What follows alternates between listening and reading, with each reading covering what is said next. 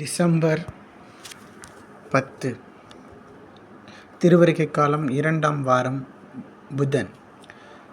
மத்தேயு எழுதிய நற்செய்தியிலிருந்து வாசகம். அதிகாரம் 11, இறை சொற்றொடர்கள் 28-30. அக்காலத்தில் இயேசு கூறியது: பெருஞ்சுமை சுமந்து சோர்ந்திருப்போர்களே, எல்லோரும் என்னிடம் வாருங்கள், நான் உங்களுக்கு இளைப்பாறுதல் தருவேன். நான் கனிவும் மனத்தாழ்மையும் உடையவன். ஆகவே என் நுகத்தை உங்கள் மேல் ஏற்றுக்கொண்டு என்னிடம் கற்றுக்கொள்ளுங்கள். அப்பொழுது உங்கள் உள்ளத்திற்கு இளைப்பாறுதல் கிடைக்கும். ஆம், என் நுகம் அழுத்தாது, என் சுமை எளிதாயுள்ளது. இது கிறிஸ்து வழங்கும் நற்செய்தி. கிறிஸ்துவே உமக்கு புகழ்.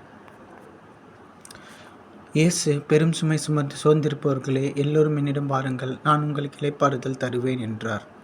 அன்பார்ந்த இணையதள நண்பர்களே, இயேசு கடவுளிடமிருந்து பெற்றுக்கொண்ட ஞானத்தை தம் சீடர்களோடு பகிர்ந்து கொள்கிறார். அவர் கடவுளோடு நெருங்கிய உறவு கொண்டிருந்தால் கடவுளை நமக்கு வெளிப்படுத்துகிறார். கடவுள் அறிவை நாம் இயேசு வழியாக பெற்றுக்கொள்கிறோம். இந்த அறிவை நமக்கு அளிக்க விரும்புகின்ற இயேசு நம்மை பார்த்து, பெருஞ்சுமை சுமந்து சோர்ந்திருப்பவர்களே, எல்லோரும் என்னிடம் வாருங்கள், என் அன்போடும் கரிசனையோடும் அழைக்கின்றார். சீராக் நூலில் இத்தகையதோர் அழைப்பு உள்ளது. கடவுளை பற்றி ஆழ்ந்த அறிவை பெற நம்மை ஞானம் அழைக்கின்றது. என் அருகே வாருங்கள், நற்பயிற்சியின் இல்லத்தில் தங்குங்கள். இயேசு கடவுளின் ஞானம் என்பதால் அவரை அணுகிச் செல்வோருக்கு கடவுள் அறிவு கிடைக்கும். அது பெரும் சுமையாக இராது.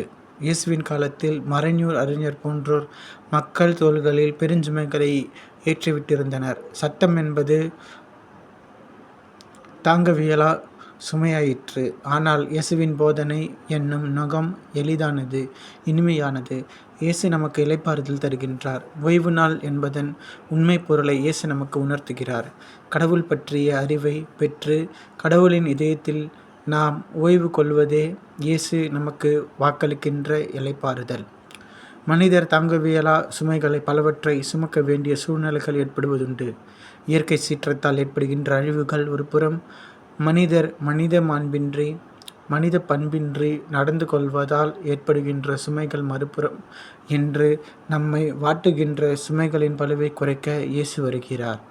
அவரோடு சேர்ந்து நாமும் சிலுவையை சுமந்தால் அது இனிய சுமையாக மாறிவிடும். ஓய்வில்லாத இதயத்தை நமக்கு தந்த கடவுள் நாம் அவரிடத்தில் ஓய்வு பெற வேண்டுமென்றே நம்மை படைத்துள்ளார் என தூய அகுஸ்தீன் அழகாக கூறுகிறார். இயேசுவை நாம் அணுகிச் சென்றால் நம் சுமைகள் எளிதாகிவிடும், நம் உள்ளமும் ஆறுதலை கண்டடையும். மன்றாட்டு. இறைவா, இயேசுவிடத்தில் துலங்கிய கனிவும் பணிவும் எங்கள் வாழ்வில் ஒளிர்ந்திட அருள் தாரும்.